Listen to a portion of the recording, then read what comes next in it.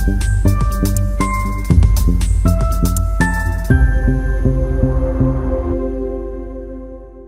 It a bear market rally? ये आजकल हम बहुत ज्यादा पढ़ रहे हैं, सुन रहे हैं हर जगह पे, मतलब न्यूज़पेपर्स हो या फिर बिजनेस न्यूज मैगजीन्स हो या फिर न्यूज चैनल्स हो, बिजनेस न्यूज चैनल्स, तो हर जगह पे बातें ये हो रही है कि क्या ये बेयर मार्केट रैली तो नहीं है।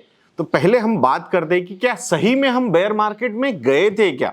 सो इंडियन मार्केट्स की अगर हम बात करते हैं तो 18,600 से अगर 15,100 तक हम नीचे गए थे, सो अराउंड 18-19% फॉल हमने हमारे लार्ज कैप इंडेक्स में देखा था। Though there are some stocks which are down by more than 20-30-40% also, but broader level पे या लार्ज कैप लेवल पे हमने बेयर मार्केट नहीं देखा था। अब सिमिलर काइंड ऑफ सिचुएशन अगर हम यूएस में देखते हैं तो डाउ जोन्स, ये जो इंडेक्स है, ये पर्टिकुलर इंडेक्स भी 20% से ज्यादा नहीं गिरा था। वो इंडेक्स भी अराउंड 17-18% तक नीचे गया था फ्रॉम इट्स 52 वीक हाई या फिर ऑल टाइम हाई। बट उनके जो S&P 500 इंडेक्स या हो या फिर नैस्डैक इंडेक्स हो, ये दो इंडेक्स जो थे रिस्पेक्टिवली 23, 24% एंड 35% तक नीचे गए थे फ्रॉम देयर 52 वीक हाइज। तो डेफिनेटली ये दो इंडाइसेस हम बोल सकते हैं कि बेयर मार्केट में गए थे और वहां से ये ऊपर आए हैं। सो अब मतलब what is the logic of this bear market rally, इसको पहले समझते हैं। तो लॉजिक ये होता है कि भाई ये सस्टेन नहीं करेगा। That's the logic everybody wants to portray. मतलब कि भाई इसके बाद ये टिपिकली रिटेल इन्वेस्टर्स को अटकाने की कोशिश हो सकती है और इसमें नॉर्मली फंसना नहीं चाहिए। दो अप्रोच एक इन्वेस्टर का कैसा होना चाहिए, ये जैसे हम हर एक वीडियो के अंत में या फिर लाइव सेशन के अंत में हम आप लोगों को बताते हैं, तो यहाँ पे भी एक रिटेल इन्वेस्टर ने क्या करना चाहिए, जो लॉन्ग टर्म इन्वेस्टिंग में बिलीव करता है, ये भी हम यहाँ पे डिस्कस करने वाले हैं। सो डोंट वरी, वो पर्टिकुलर एंगल भी मैं यहाँ पे कवर करने वाला हूँ। सो पहले बात करते हैं कि निफ्टी ये जो इंडेक्स है ये कितना परसेंट ऊपर आया है from its 52 week low. So Nifty का जो 52 वीक लो ये नंबर है, दैट नंबर इज 15,183। करंटली जब हम ये वीडियो बना रहे हैं eight that point of time Nifty का जो लेवल है वो 17,920 का है। हो सकता है कि एंड ऑफ मार्केट जब खत्म होगा, तब बंद होगा, तब तक शायद नंबर चेंज हो सकता है। सो मोटा मोटा 52 वीक लो से 18% की रैली हमने निफ्टी में देखी है।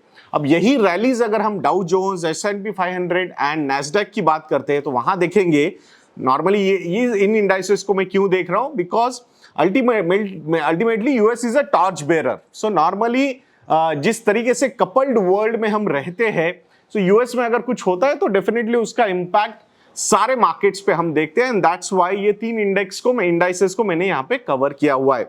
सो डाउ जोन्स ये जो इंडेक्स है वो अपने 52 वीक लो से 15% ऊपर आया है। अगर S&P 500 की हम बात करते हैं, सो S&P 500 ये जो इंडेक्स है वो 18% से 52 वीक लो से ऊपर आया है। अगर हम नैस्डैक की बात करते हैं जो 35% गिरा था, वो 24% ऊपर आया है from its 52 week low. So definitely एक अच्छी खासी रैली हमने यहां पे देखी है, but there are other reasons also for this rally. पहली बात तो जो इन्फ्लेशन के नंबर्स हमने देखे थे, जहां पे एक्सपेक्टेशंस ऐसी बिल्ड हो गई थी कि यूएस में शायद इन्फ्लेशन डबल डिजिट में जाएगा और वहां पे वो सेटल भी हो सकता है, ऐसी बातें हो गई थी। डिफ्लेशन की बातें हो रही थी, यानी कि high inflation and low growth या फिर रेसेशन, ये सारी बातें भी वहां पे हो रही थी। But looks like the trend of inflation is on downward side, so that's a big positive. और यही सिमिलर सिनारियो हम इंडिया में भी यहां पे देख रहे हैं। अगर इंडिया का WPI इन्फ्लेशन अगर आप देखोगे तो आज वो नंबर 13.93% का आया है। रिटेल इन्फ्लेशन भी जल्दी आएगा, सो होपफुली जो हायर लेवल्स हमने रिटेल इन्फ्लेशन में, CPI इन्फ्लेशन में देखे थे, वो नंबर्स भी यहां पे नीचे आ सकते हैं। So these are very positive signs for the markets. क्यों? क्योंकि अगर इन्फ्लेशन के नंबर्स हाई रहेंगे तो रेट हाइक्स जो हो सकती है वो बहुत ज्यादा एग्रेसिवली हो सकती है, which is not a positive sign for the markets, because अगर इंटरेस्ट रेट्स बढ़ेंगे तो डिमांड कम हो जाएगी, तो प्रॉफिटेबिलिटी ऑफ द कंपनीज भी कम हो जाएंगी। जिन कंपनीज ने हाई डेट उठाई हुए हैं उनके भी प्रॉफिट्स और ज्यादा गिर सकते हैं because of the rising interest cost. तो ये सारा सिनारियो अगर आप देखोगे तो definitely it turns out to be a negative scenario, but looks like inflation की ट्रैजेक्टरी थोड़ी सी डाउनवर्ड नजर आ रही है। So that's a very positive sign for the markets, और यही मार्केट्स डिस्काउंट करने की कोशिश करते हैं। बहुत बार क्या होता है, markets are an interesting place. बहुत सारी चीजें डिस्काउंट की जाती है कि फ्यूचर में क्या होगा, ये हो सकता है, वो हो सकता है, and there are so many pundits available in the markets कि वो प्रेडिक्शंस देते रहते और मार्केट्स वैसे ही रिएक्ट भी करते हैं। अब ये जो पंडित्स होते हैं ये इंस्टीट्यूशनल ब्रोकर्स होते हैं जिनको फॉलो करने वाले बहुत सारे इन्वेस्टर्स भी होते हैं। तो ऑब्वियसली अगर वो बोलेंगे कि यार कुछ चीजें निगेटिव है तो ऑब्वियसली उनके रिकमेंडेशन सेल के हो सकते हैं। सो मार्केट का जो प्ले है वो डिमांड सप्लाई का प्ले है। तो अगर सप्लाई बढ़ जाएगा तो ऑटोमेटिकली प्राइसेस नीचे आ जाएंगे and that's when the retail investors थोड़े से कंफ्यूज हो जाते हैं इन चीजों में।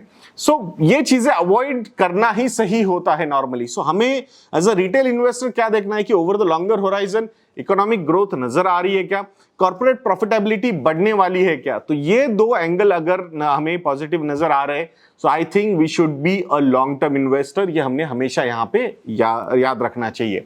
सो इन्फ्लेशन के नंबर्स हमने बात की कि डाउनवर्ड ट्रेंड है। अब ये क्यों है, बिकॉज सबसे बड़ा प्रॉब्लम पूरी दुनिया का आज अगर कुछ है तो वो क्रूड ऑयल प्राइसेस है। $139 पर बैरल तक ये प्राइसेस ऊपर गए थे, बट वहां से जब मैं ये वीडियो आप लोगों के सामने बना रहा हूं so at that point of time Brent crude की जो प्राइस है पर बैरल की वो $91 पर बैरल तक नीचे आ चुकी है। So it's a very positive sign for the world also और फॉर इंडिया। तो definitely it is a very positive sign because 85% हमारी जो ऑयल की नीड्स है वो हम इंपोर्ट करते हैं, ऑयल को इंपोर्ट करते हैं। सो डेफिनेटली अगर ये एक बहुत बड़ा इंपोर्ट बिल हमारा कम होता है so it is going to act very positively on our current account deficit, on our currency also. So ये भी चीज इंडिया के लिए पॉजिटिवली प्ले आउट हो रही है। Not even India, even for the world also it is playing out to be very positive in a positive way. So ये भी हमने यहाँ पे देखना चाहिए। सो इन्फ्लेशन हो, ब्रेंट क्रूड के प्राइसेस हो, या फिर जो बहुत खराब रिसेशन की बातें हो रही थी स्पेसिफिकली यूएस में, वो भी शायद नहीं होगा। शायद जीडीपी स्लोडाउन में थोड़ा सा जा सकता है यूएस इकोनॉमी का, बट जो वर्स्ट के सिनेरियोज एक्सपेक्ट किए जा रहे थे वैसे नजर नहीं आ रहे and that's why this is not looking like a bear market rally plus. But इस पे कुछ पॉइंटर्स भी मैं आप लोगों को दूंगा। सी अल्टीमेटली हमने हमारे फाइनेंशियल गोल्स के हिसाब से इन्वेस्टमेंट्स करते रहना चाहिए। अगर हमारा फाइनेंशियल गोल 10 साल 15 साल 20 साल का है, मतलब इन्वेस्टमेंट होराइजन उस फाइनेंशियल गोल को अचीव करने का, सो इन दिस सिनारियो हमने ये जो शॉर्ट टर्म जो रिकमेंडेशंस आते हैं बहुत बड़े इंस्टीट्यूशनल ब्रोकर्स, रिसर्च हाउसेस की तरफ से, सही में उनकी तरफ ध्यान देना चाहिए क्या। हमारा जो अप्रोच होना चाहिए वो फाइनेंशियल प्लानिंग का ही अप्रोच होना चाहिए।